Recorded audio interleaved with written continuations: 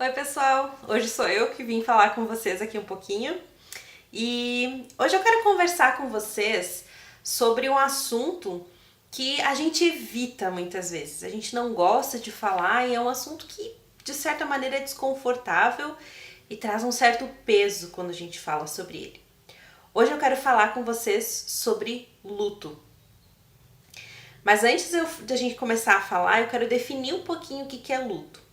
A gente normalmente liga o luto com a perda de uma pessoa, com a morte. E tá certo, quando alguém morre, a gente passa por um processo de luto quando a gente tem uma proximidade com a pessoa, né? Só que luto, ele é muito ligado à perda, não somente à morte de alguém, mas à perda de alguma coisa. Como, por exemplo, a perda de um emprego. A gente tá vendo muitas pessoas agora nessa época perdendo o emprego e a gente vive uma situação de luto quando a gente perde isso. Pode ser uma mudança que a gente tenha que fazer de local, quando a gente muda de uma cidade para outra, a gente tem aquele luto de deixar para trás aquilo que vai ficar, aquilo que a gente já construiu, as amizades e emprego, e a gente vai para outro lugar e a gente vive aquele luto de separação que a gente tem. E muita gente agora está vivendo esse processo, seja com emprego, seja com a morte de um ente querido, pelo Covid ou por outros motivos também, né? Porque a vida continua e o Covid sim tá matando muita gente, mas tem outras coisas que acontecem ainda que também as pessoas acabam morrendo por causa disso. A gente não gosta de falar, como eu já falei no início, a gente não gosta muito até de falar a palavra luto, porque ela traz um peso. Só que em algum momento da nossa vida, a gente tem que enfrentar ele. De alguma maneira, ele vai chegar na nossa vida. E ele chegou na vida de Jesus também. Jesus, quando veio para a Terra, ele foi 100% homem, enquanto ele ainda era 100% Deus. E ele teve que passar pelo processo de luto também. E falando isso, talvez venha à sua mente, claro, na morte de Lázaro, Jesus chorou. Então foi um processo de luto ali. Mas não é sobre essa história que eu quero falar hoje. É sobre outra história. Esses dias eu estava fazendo minha leitura bíblica e eu estou seguindo um plano de leitura e eu estava lendo Mateus capítulo 14, e 2 versículos lá me chamaram muita atenção. Versículos que passavam despercebidos sempre. Eu lia eles, mas eu nunca focava neles porque as outras histórias que vêm antes e que vêm depois, elas acabam sendo as histórias que a gente fala mais. E essas histórias são a morte de João Batista, a primeira multiplicação dos pães e quando Jesus anda sobre as águas. Então essas 3 histórias a gente sempre fala sobre elas. E desde o culto infantil a gente ouve principalmente da multiplicação dos pães e Jesus andando sobre as águas. Só que Deus me chamou a atenção para 2 versículos ali, mostrando de como Jesus viveu o luto naquele momento. Aquele momento era logo depois da morte de João Batista. E eu vou dar um panorama para vocês do que estava acontecendo na vida de Jesus naquele momento. Então Jesus, vou começar contando que ele foi para Nazaré, que foi a cidade onde ele cresceu, né? Ele cresceu lá junto com a família dele, e aí ele saiu, depois ele voltou para lá, e ele estava falando na sinagoga, estava curando pessoas, né? E os fariseus e mestres da lei começaram a perguntar, mas quem é esse? Esse daí não é aquele filho do carpinteiro? Quem ele acha que ele é para fazer o que ele está fazendo? E eles não acreditavam muito em Jesus. Então, no capítulo 13, no versículo 57, Jesus fala: um profeta recebe honra em toda parte, menos em sua cidade e entre a sua própria família. Então Jesus estava fazendo lá, estava pregando, estava fazendo o que ele fazia em vários outros lugares, mas na cidade dele as pessoas não levavam ele a sério. Então, tanto que poucas pessoas acabaram sendo curadas lá por causa da incredulidade das pessoas. Isso fala no texto também, se vocês quiserem conferir, em Mateus 13 tem essa história. E depois disso, Jesus continuou então pregando, continuou curando pessoas, continuou expulsando demônios, e nesse meio tempo então ele estava em outros povoados. Ele decidiu enviar os discípulos dele de 2 em 2 para fazerem a mesma coisa. Ele deu poder para eles para curar e para expulsar demônios também. Então eles foram, Jesus disse, vão para as casas, não levem nada com vocês. Então tudo foi suprido, eles tinham onde ficar, eles tinham o que comer. E Jesus até disse que se tivesse algum lugar que não recebesse eles, era para eles baterem o pó da sandália e continuarem, porque quem estava sendo rejeitado não eram os discípulos, mas sim Jesus, que era o poder dele que ele tinha dado para os discípulos para irem curar e para irem anunciar as boas novas também. E nesse meio tempo também, o que aconteceu foi que Herodes ouviu falar de tudo que estava acontecendo e ele achou que João Batista tinha ressuscitado, quando ele ouviu falar de todos esses milagres, todas as coisas que estavam acontecendo. E o que aconteceu foi que Herodes prendeu João Batista, porque João Batista andou falando umas verdades. Ele era contra o relacionamento dele, de Herodes, com Herodias, porque Herodias era esposa do irmão de Herodes. Então estava errado. Só que Herodes ficou muito bravo e mandou prender João. Ele só não mandou matar João porque ele tinha medo da repercussão disso. Ele tinha medo do que as outras pessoas iriam fazer, porque ele achava que João era um profeta. Só que um dia ele deu uma festa lá no palácio dele, para o aniversário dele, e a filha da Herodias dançou para ele, dançou lá na frente de todo mundo, e ele se agradou muito daquilo. E ele falou para ela: peça o que você quiser, até metade do meu reino, e eu darei para você. Influenciada pela mãe, ela então chegou e disse: eu quero a cabeça de João Batista em uma bandeja. E agora? O que queria fazer? Herodes prometeu na frente de muita gente, porque ele estava dando uma festa, que ele daria o que ela quisesse.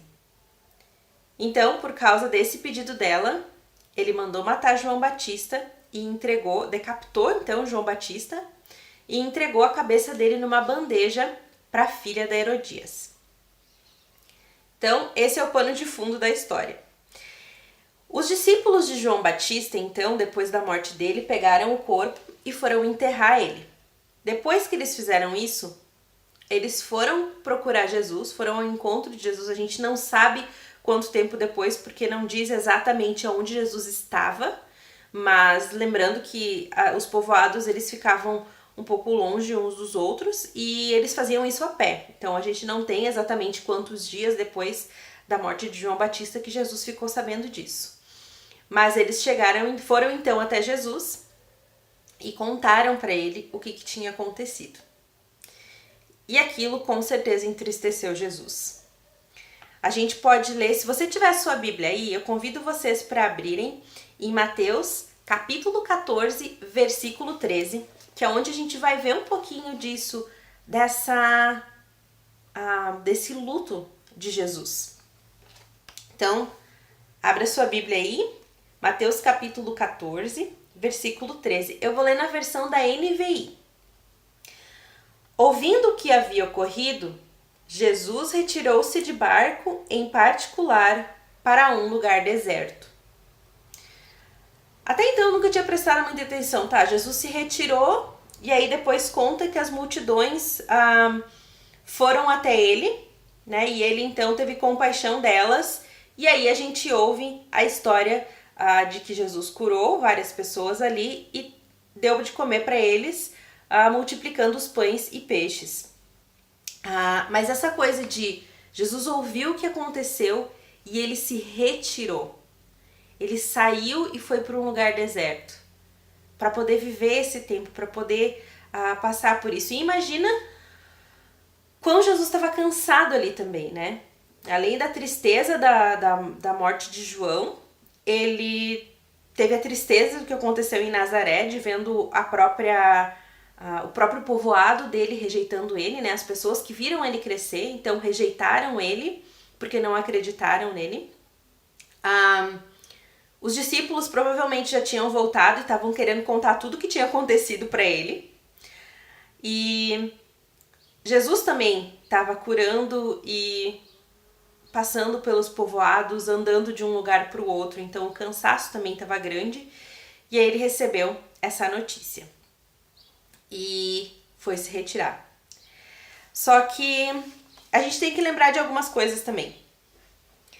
João não era só uma pessoa que Jesus ouviu falar um dia ou estava num povoado e conheceu João e bateu um papo com ele, né? João era mais do que isso. João foi aquele que chegou antes de Jesus para falar da chegada de Jesus. Então a gente vê muitas vezes as pessoas achando que ele é o Messias e ele dizendo que não, que ele só precedeu o Messias, ele chegou antes e que o Messias estava vindo logo. Eles trabalhavam na mesma causa, né? Eles trabalhavam juntos, eles sabiam o que era trabalhar pela mesma causa, que trabalhar pela expansão, então, da palavra de Deus. E João era primo de Jesus, né? Ele não era qualquer pessoa, ele fazia parte da família de Jesus também.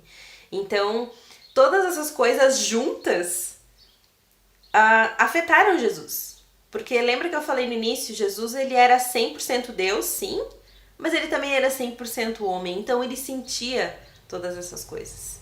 Ele sentia o cansaço físico, ele sentia as emoções também pesando. Então ele resolveu se retirar. Só que o interessante é que a gente vê Jesus sendo totalmente altruísta. Porque apesar do cansaço, apesar da dor, apesar do luto, do sofrimento, de tudo que ele estava passando, ele teve compaixão daquelas pessoas que vieram de muitos lugares e provavelmente também estavam cansadas, mas pela fé que elas tinham, elas foram até Jesus porque elas sabiam que ele podia curar elas. Então Jesus curou, Jesus deu o que comer, Jesus cuidou daquelas pessoas, com a ajuda dos discípulos também, claro. Mas ele não simplesmente dispensou elas e disse, não, vão embora porque agora eu tô cansado, eu tô de luto, acabei de perder meu primo de uma maneira horrível e eu não quero ver ninguém. Vão embora. Pelo contrário, ele cuidou dessas pessoas.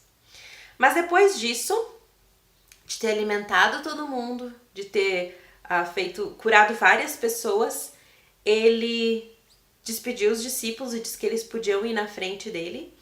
Ele despediu as pessoas, então. E aí, a gente vai ler lá no capítulo 14, no versículo 22. Eu convido vocês a lerem comigo também. Capítulo 14 de Mateus, no versículo 22. Logo em seguida, Jesus insistiu com os discípulos que entrassem no barco e fossem adiante dele para o outro lado, enquanto ele despedia a multidão. Tendo despedido a multidão, subiu sozinho em um monte para orar. Ao anoitecer, ele estava ali sozinho. A gente vê que Jesus, ele não simplesmente engoliu aquilo e disse, não, vamos ser forte, vamos embora, vamos continuar a vida, deixa isso pra lá.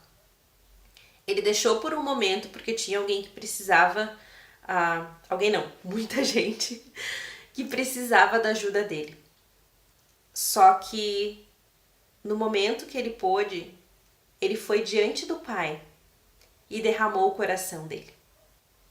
Ele falou para Deus aquilo que estava dentro do coração dele, que foi passar tempo com Deus. O que ele falou, a gente não sabe.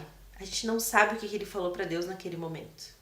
A gente nem sabe se ele falou, se ele não só chorou diante de Deus.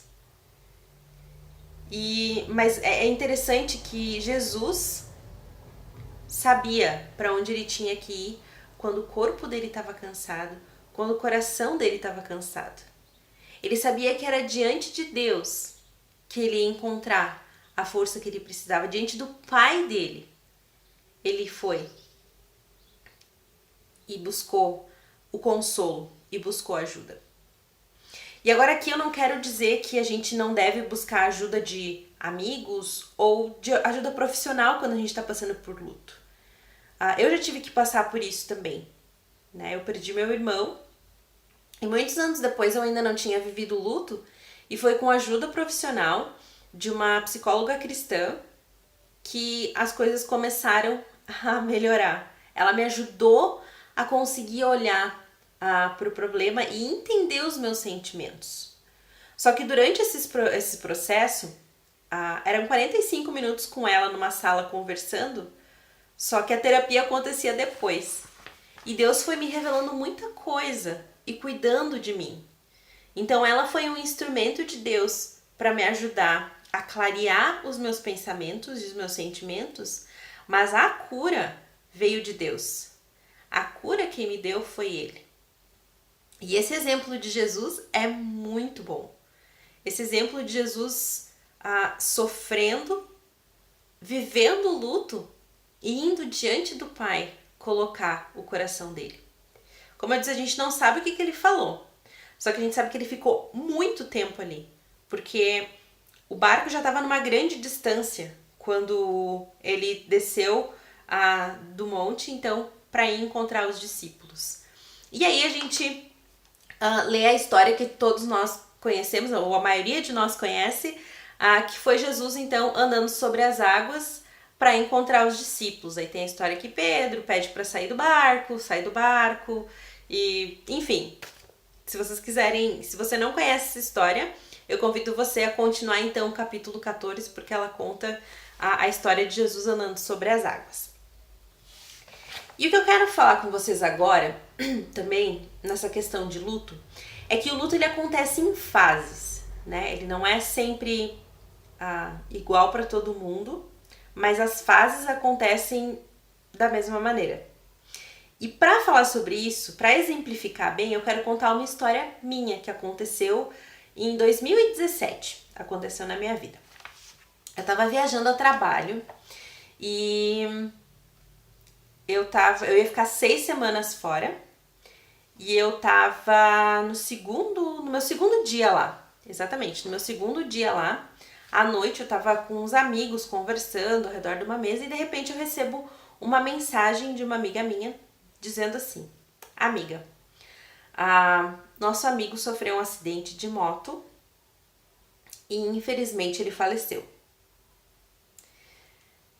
Quando eu li aquela mensagem, a primeira coisa que veio na minha cabeça foi: que brincadeira de mau gosto. Por que ela ia brincar com uma coisa? Por que ela ia mandar uma mensagem dessas pra mim? E aí a primeira fase do luto. A primeira fase, quando a gente recebe a notícia, seja da morte de alguém, nesse caso, no meu caso foi a morte ou a perda do emprego, aquilo que eu falei, né, das perdas que a gente tem é a negação. A gente nega o que tá acontecendo, a gente quer negar a realidade. Não, isso não pode estar acontecendo. Tipo, é uma brincadeira, né? Você tá brincando comigo. Então, sempre tem essa primeira fase. A gente não quer acreditar naquilo que a gente tá ouvindo. Aí, depois que meus amigos que estavam comigo viram a mensagem e eu comecei a entender que aquilo era verdade mesmo, e mais amigos meus começaram a me mandar mensagem me contando a mesma coisa, a minha irmã me escreveu também me contando o que tinha acontecido, e aí começaram a me dar um pouco de detalhes do que aconteceu, e eu fiquei com muita raiva, que é então a segunda fase do luto. A gente fica com raiva. A gente fica com raiva da situação. Eu fiquei com raiva porque ele? Como assim? E questionei Deus, questionei mesmo e disse: Deus, como assim? Por quê? Por que esse menino foi morrer? E aí eu fiquei sabendo também que foi de um outro menino que era irresponsável, que já tinha causado outro acidente, era uma moto que era ilegal. Então todas essas coisas foram me aumentando a minha raiva, né? Todas essas coisas foram tipo, como assim? E eu não vou mais ver ele. E para vocês entenderem também, eu não tinha como voltar Eu tava fora do Brasil, na verdade, e eu não tinha como voltar a tempo do velório. Então eu não ia conseguir me despedir dele. E eu não ia conseguir estar com os meus amigos. E aquilo tudo, então, foi crescendo um sentimento muito ruim dentro de mim. Que é uma fase natural do luto, que é a fase da raiva. A próxima fase, então, que é a número 3, é a fase da negociação ou da barganha. Você fica, tá, mas e se ele não tivesse ido de moto? Se ele tivesse ido de carro, né? E se eles tivessem prendido antes esse rapaz que já tinha causado um acidente? E se eles tivessem apreendido a moto do rapaz? E a gente fica tentando imaginar uma outra realidade, negociando para ver se aquilo poderia mudar só que não vai mudar, né? Mas é natural a gente começar a pensar, e se tivesse sido diferente? E se, né? Fase 3, natural, barganha, negociação, negociando para ver se muda ou até se seu sentimento melhora em relação àquilo. A quarta, então, é a parte da depressão, que é quando a gente vê que não adianta, a gente não vai conseguir mudar nada, que os fatos são esses, mas a gente sente. Essa fase, normalmente, ela é a que mais dura, é a que mais tem duração. E a fase onde a gente chora, onde a gente sente a saudade, onde a gente sente realmente a perda, assim, quando os nossos sentimentos ficam mais fortes, quando tudo aquilo passou, aquela loucura inicial, que a gente se permite sentir. E ela é uma fase muito importante. Essa fase ela é chamada depressão porque é uma fase que a gente vai mais lá para baixo, é onde a gente se permite sentir, e ela é importante, porque eu não posso passar para a próxima fase se eu não lidar com essa primeiro. Então é importante, é esse choro, é essa coisa que Jesus fez de se retirar e ir diante do Pai, de passar tempo com Deus, de se retirar e derramar o coração. E às vezes a gente não consegue falar, às vezes a gente só consegue chorar, mas Deus conhece o nosso coração e Ele sabe por que a gente está derramando aquelas lágrimas. E com o tempo, se a gente se permite sentir, mas se a gente olha para aquilo e sabe que a gente precisa sair dessa fase, porque a gente não pode ficar nela sempre, né? Tem gente que acaba entrando numa depressão mais forte porque ela se permite ficar ali por muito tempo. A gente tem que permitir passar, mas a gente tem que fazer algo para sair dela também. A gente tem que pegar um impulso para sair dela. E a quinta, então, é a aceitação. É quando você vê que a vida continua, que eu não posso fazer nada, que as memórias, as lembranças ficaram, mas que agora é hora de seguir em frente. É aceitar que eu não tenho como mudar, mas é aceitar que eu preciso continuar a vida sem aquela pessoa. Eu, no caso desse meu amigo, que eu continuar indo para minha cidade, que ele morava na minha cidade natal, lá em Três Coroas, pensar que eu continuaria indo para Três Coroas, mas que eu não veria mais ele. E tudo bem, que é o que aconteceu e eu não tenho como mudar essa realidade. Então é muito importante que a gente viva cada uma dessas fases. E é muito importante que a gente saiba sair de cada uma dessas fases para chegar na aceitação, né? E que nem eu disse, eu não sou contra, de maneira alguma, a ajuda profissional. Só que a gente tem que lembrar que a cura, ela vem de Deus. A gente tem que ir diante do Pai e derramar o nosso coração. Eu não sei se você está passando por um luto agora. Eu não sei se você perdeu o emprego, se você perdeu alguém. Que tipo de luto você está vivendo? Ou talvez você não esteja vivendo nenhum luto agora e tudo bem, isso é tranquilo. A gente não precisa estar passando por luto o tempo inteiro também, né? Mas o que é que você está passando? E se você não está passando, quem sabe você pode ser um agente de Deus na vida de outras pessoas. Só tome cuidado também nesse ser um agente de Deus, porque às vezes a gente acaba falando algumas coisas na hora do luto para outras pessoas que a gente quer ajudar e não é mal intencionado, só que a gente acaba piorando um pouquinho a situação. Por exemplo, a gente sabe que Deus está no controle de tudo, obviamente. Só que se você chegar para uma pessoa que está passando por aquele momento da raiva no luto, normalmente uma das primeiras fases, e você disser assim, Deus quis assim, Deus sabe o que faz, talvez a pessoa já está questionando muito Deus, e se você falar isso, pode piorar a situação dela. Então, a minha dica é, diga para a pessoa que você sente muito, e diga para ela que você vai estar lá porque ela precisar. Às vezes, na hora do luto, o melhor que a gente faz é prestar os nossos ouvidos e fechar a nossa boca. E não falar. Quando a pessoa estiver pronta para ouvir, a gente pode começar a falar. Então, por isso é importante a gente andar junto com a pessoa, a gente tá ali para ela, para ouvir o que ela tem para dizer. E ajudar ela a passar as fases do luto. E se você estiver passando por uma fase de luto agora, procure alguém que você pode confiar e que vai andar com você nesse período. Mas lembra de colocar o seu coração e a sua vida diante de Deus. Deus pode curar o seu luto. E foi muito interessante para mim de ver que Jesus foi diante do Pai nesse momento de luto. Para mim foi um exemplo muito grande, porque Jesus é o exemplo que eu quero seguir. E de ver no meio dessas histórias, no meio de tanta coisa acontecendo, esses 2 versículos chamaram a minha atenção e Deus falou muito comigo através deles. Deus falou comigo que Ele quer que eu vá até Ele com aquilo que está dentro do meu coração. Que Ele anseia que eu leve para Ele aquilo que está me incomodando, aquilo que está sendo difícil para mim. Porque Ele torna o nosso fardo leve. Ele torna possível a cura. Então, eu quero encorajar vocês a seguir esse exemplo de Jesus, a sentir, a se deixar passar pelo luto, sim. A gente não pode negar a realidade.